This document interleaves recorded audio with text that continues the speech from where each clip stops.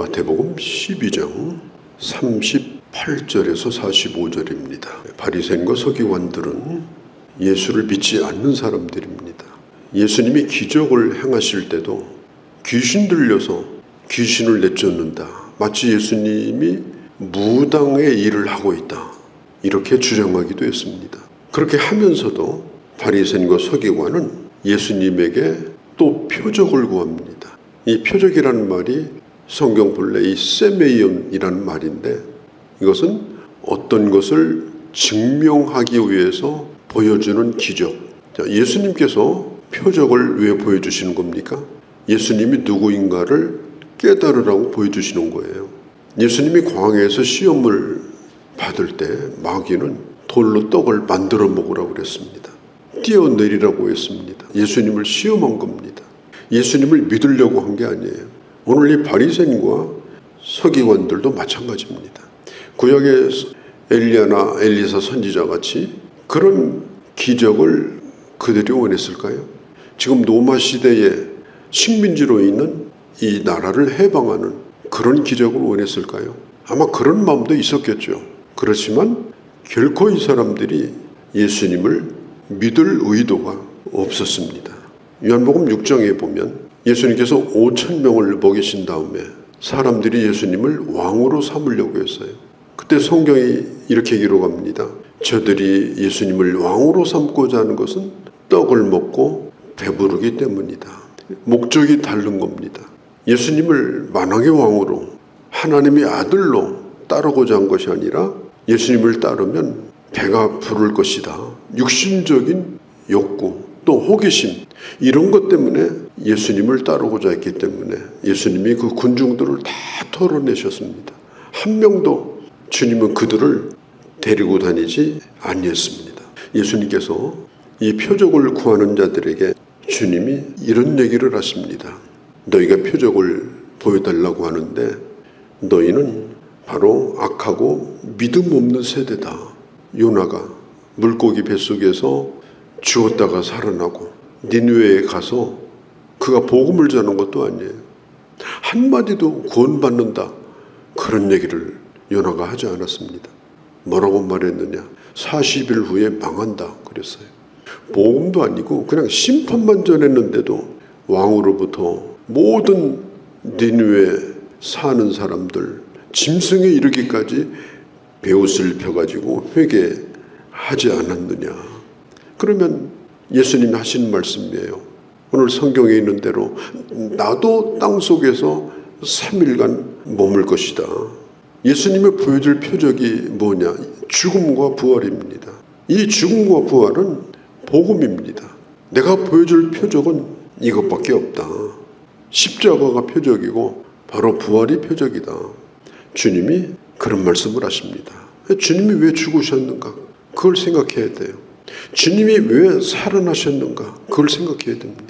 그러면 주님이 누구인가를 알 수가 있는 것입니다. 이 사람들이 표적을 구하는 것은 마음이 아주 강팍하기 때문에 표적을 구하는 거예요. 우리가 이미 보았다시피 예수님은 그 당시 의술로 고칠 수 없는 많은 병을 고쳤어요. 심지어 주님은 죽은 자도 살려주셨어요. 그런데도 표적을 또 보여달라는 것입니다. 왜 그래요? 안 믿으니까 그런 거예요. 믿으면 표적을 구할 필요가 없어요. 자, 하나님은 천지를 창조하신 분입니다. 하나님은 창조하실 뿐 아니라 이 세상을 다스리는 분입니다. 그 하나님이 나를 만드셨습니다. 하나님의 능력은 전능하십니다. 하나님이 누구인가를 안다면, 창조주 하나님을 믿는다면 더 이상 기적을 구할 필요가 없습니다. 또 한 가지는 내가 살아있는 게 기적입니다. 내 생명이 어디서 오는 겁니까? 내 생명이 어디에 존재하는 겁니까? 오늘 내가 이 살아있다는 것이 내 의지로 된 것입니까? 전능하신 창조주 하나님이 오늘 나를 나되게 하시고 나를 존재케 하시는 이 하루하루를 깊이 생각해 본다면 이거보다 더 큰 기적이 어디 있어요? 그런데도 뭐 눈에 보이는 기적을 좀 베풀어 달라, 이게 얼마나 답답한 일이냐.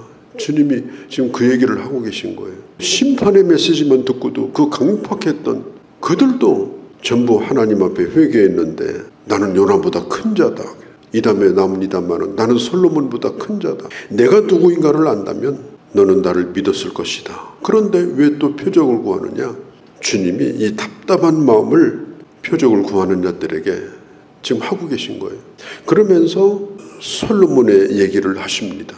열왕기상서 10장에 보면 나와 있죠. 저 남방 여왕 스바의 여왕이 솔로몬의 소문을 듣고 그의 지혜를 배우려고 먼 곳에서 선물을 준비해 가지고 찾아왔습니다. 우리 주님이 하시는 말씀입니다. 나는 솔로몬보다 큰 자다. 너희가 내 말을 듣지 않고 있으니 만일 이곳에 그 남방의 여왕이 있다면 아마 우리를 책망했을 거다. 저 솔로몬 왕의 말도 내가 들으려고 지금 여기까지 왔는데 하나님의 아들을 앞에다 두고 당신의 말을 못 믿겠다. 그런 얘기를 당신들이 할 수 있겠느냐. 지금 예를 들어서 하시는 말씀이에요. 남방의 여왕이 지금 당신들을 지금 책망한다. 한 번은 저 헬라 사람이 찾아와가지고 예수님에게 물었어요. 하나님을 보여달라 그랬어요. 그때 예수님께서 이렇게 말씀했습니다. 하나님을 보여달라고. 나를 본 자는 아버지를 보았다. 예수님을 본 자는 하나님을 본 자들입니다. 그런데도 예수님을 앞에다 놔두고 보여주면 믿겠다는 것도 아니에요. 믿지 않으면서 지금 이런 표적을 구하고 있으니 참 답답하기 그지가 없다. 그러면서 주님이 또 한 가지 얘기를 하셔요. 이것도 아주 중요한 얘기인데 이 세상의 종교와 그리고 복음이 뭐가 다른가 얘기를 해주셔요. 예수님 당시 종교인들은 그냥 끊임없이 빗자루 들고 쓸고 다녔어요. 구석구석 쓸고 다녀요. 사람들이 얼마나 맑은지, 얼마나 경건해 보이는지, 얼마나 깨끗해 보이는지. 왜? 밤낮으로 쓰니까. 아마 우리들 집도 마찬가지일 거예요. 하루 종일 청소만 하고 산다면 아마 우리 집도 깨끗할 거예요. 그런데 거기는 주인이 없는 집이죠. 사람이 안 사는 집은 그렇게 할 수 있어요. 그게 종교입니다. 종교가 뭐냐? 끊임없이 뭔가 돌을 닦고 수련을 하고 저 산속에 가서 자기를 비우고 그렇게 해서 날마다 쓸고 닦고 쓸고 닦고 그래서 다른 사람들이 볼 때는 차원이 달라 보이고 깨끗해 보이고 그게 바로 종교입니다. 인간은 빈 집을 만들어 가지고 구원받는 게 아닙니다. 깨끗한 집을 만들어서 구원받는 게 아닙니다. 그 안에 누가 살고 있느냐, 주인이 누구냐, 이게 중요한 거예요. 우리를 주님이 내게 찾아오셔서 나를 깨끗게 하셔서 나의 주인이 되신 것이지 내가 나를 깨끗게 만들어 가지고 야 내가 너희 집에 들어가 볼 만하다 그래서 주님이 나의 거룩함을 보고 찾아오신 게 아닙니다. 그때 당시 이 종교 지도자들은 자기들이 얼마나 깨끗한지 얼마나 거룩한지 끊임없이 그걸 보여주는 싸움을 한 겁니다. 누구든지 보면 시비를 걸어요. 왜 너는 더럽냐고, 너는 왜 깨끗이 못하냐고, 그리고 비난하고 비방하고 본인들 잘난 것을 끊임없이 드러내고 예수님이 보실 때는 기가 막힌 일이죠. 그래서 주님이 이 얘기를 해주신 겁니다. 집을 깨끗하게 치워놓고 거기에 누구도 살고 있지 않다면 나중에는 그 집에 아주 나쁜 놈들이 들어와서 살 거다. 예수님께서 어떤 사람의 안에 있는 귀신을 내쫓으셨어요. 깨끗하게 됐어요. 그러면 내쫓았으면 주님을 모셔야 되죠. 그런데 깨끗한 것만 자랑하고 다녔어요. 나중에 귀신이 있을 데가 없어가지고 헤매고 다니다가 옛날 집에 와서 보니까 옛날 집 그대로예요. 그래 입주만 하면 돼요. 그래서 이번에는 결코 쫓겨나지 아니하리라 그러고 더 센 놈들을 데리고 와가지고 그 집을 완전히 장악해버렸어요. 옛날 나쁜 것보다 훨씬 더 나빠졌다. 성경은 그렇게 말합니다. 예수님이 왜 이 말씀을 하셨을까요? 예수님을 따라다니면서 자기 깨끗한 것을 주장하면서 자기를 끊임없이 드러내고 있는 그들을 바라보면서 좀 깨달으라고 하신 말씀입니다. 우리 기독교는 빈집을 만드는 게 아니에요. 그냥 허해가지고 껍데기만 난 거 그게 종교예요.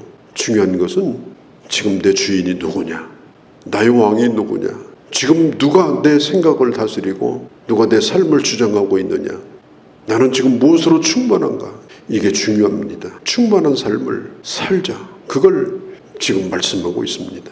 그 다음에 또 한 가지 일이 생겼는데 예수님께서 제자들과 함께 계실 때에 가족들이 아마 마리아와 예수님의 형제들일 것 같아요. 예수님을 찾아왔습니다. 예수님의 제자들이 말합니다. 예수님, 지금 가족들이 찾아왔습니다. 나가서 좀 뵈야 될 것 같습니다. 그랬더니 주님이 거기에 둘러있는 제자들에게 하시는 말씀이 누가 내 형제이며 내 어머니인가? 그러면서 하시는 말씀이 뭐냐? 보라, 이들이 바로 내 어머니요 내 형제라. 아버지 뜻대로 행하는 자가 내 형제요 내 자매다. 하나님의 교회, 거룩한 이 공동체는 혈통과 무관한 곳입니다. 혈통을 뛰어넘는 곳이 바로 교회입니다. 예수 그리스도의 보혈 안에서 하나 되어진 공동체가 바로 교회입니다. 그래서 교회는 혈연, 지연, 학연 이런 것을 뛰어넘는 겁니다. 물론 예수님이 부활하신 다음에 마가다락방에서 120명이 성령 받고 교회를 이루었는데 마리아도 있었고요. 예수님의 형제 야고보도 있었습니다. 초대교회 아주 중요한 인물이 하나가 마리아고 예루살렘 교회 감독이 예수님의 형제 야고보예요. 그들이 예수님과 혈연 관계이기 때문에 하나님 앞에 헌신한 건 아닙니다. 예수님이 누구인가를 알았기 때문에 그들은 교회 일원이 되었고 헌신한 겁니다. 뭐 가족들이 모이고 친척들이 모이고 다 그럴 수 있습니다. 그렇지만 그것을 뛰어넘는 또 한 가지는 교회는 이익단체가 아닙니다. 얼마나 뭘 많이 남겼느냐, 얼마나 사업을 잘했냐, 그것 따지는 데가 아니에요. 교회는. 저희 친구 목사님이 40년 이상 일본 선교사로 일을 했는데 이제 은퇴하고 지금 아직 일본에 살고 있습니다. 나더러 그러는 거예요. 회의하려면 회의 준비를 6개월 동안 해야 된대. 일본 사람들은 그렇게 안 하면 회의가 안 된대. 별로는 사람이 많대. 요번에 회의 때 한번 보자. 철저하게 따지고 또 따지고 공동회 때 한번 보자. 뭐 요번에 무슨 원래 때 보자. 정말 복음을 위해서 주를 위해서 어떻게 살았는지 그 아름다운 소식 정말 그런 것들에 대해서 관심을 가지고 그렇게 해야 되는데 그렇지 못한 거예요. 왜 목사님이 6개월 동안 회의 준비하겠어요? 그러니까 교회가 안 되는 거예요.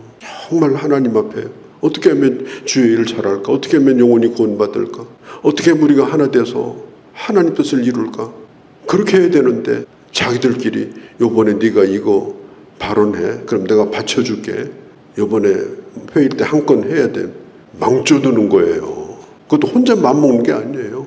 그런 얘기를 하고 다니는 거예요. 그렇게 하면 교회가 안 됩니다. 오늘 이 성경이 말하는 게 뭐예요? 교회는 하나님의 말씀에 의하여 움직여져야 되고 움직여지는 그 방향은 영혼을 구원하는 것이고 교회는 이익을 얼마 남겼다고 좋아하고 얼마나 재정이 쌓였다고 좋아하는 이익단체가 아니고 하나님의 뜻을 품고 영혼을 구원하는 일에 어떻게 하면 우리가 더 잘할 수 있을까? 또 나는 어떤 열매를 맺고 있는가? 함께 고민하면서 그 뜻을 이루어가는 것이 바로 이게 교회입니다. 그렇게 해야 교회가 됩니다. 그렇게 해야 하나님이 교회를 축복하십니다. 교회는 예수 가족이에요. 그래서 집에서도 가족들끼리 우리 연초에 모여서 재정 보고 하자. 그래서 누구는 돌아다니면서 갯돈 얼마 타고 뭐 이자 얼마 남고 통장 펼쳐놓고 그러면 집안이 망쳐드는 거예요. 오늘 성경만 하지 않습니까? 하나님의 뜻대로 행하고 주를 사랑하는 자들이 바로 내 어머니요. 바로 그게 내 형제 자매들이다. 모름지기 교회는 이렇게 되어야 합니다. 주님이 그것을 바라고 계신 겁니다. 아버지 뜻대로 행하는 자가 바로 하나님 나라의 가족이다. 주님이 그렇게 우리에게 가르쳐 주셨습니다. 그래서 초대교회 때는 자기 것을 자기 거라고 주장하는 사람도 없었고 전부 그걸 내놓고 가난한 자들에게 나눠주고 그러면서 연약한 자들을 돌봐주고 그러니까 교회가 폭발적으로 부흥이 돼서 새로운 영적 공동체를 이뤘던 그 아름다운 기록들이 사도행전에 나와 있지 않습니까? 주님이 꿈꾸신 영적인 가족과 교회는 무엇인가? 다시 한번 또 생각하게 되는 것입니다. 나를 통해 이루실 하나님의 기적을 기대하고 우리가 주님과 함께 믿음으로 승리하는 그런 귀한 주의 자녀들이 되어주시기를 바랍니다.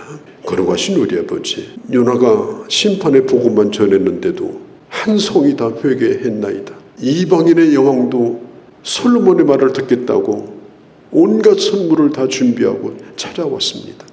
수많은 말씀을 듣고 기적을 보았지만 또 표적을 구하고 있는 종교 지도자들을 보면서 너는 은혜로 채웠는가?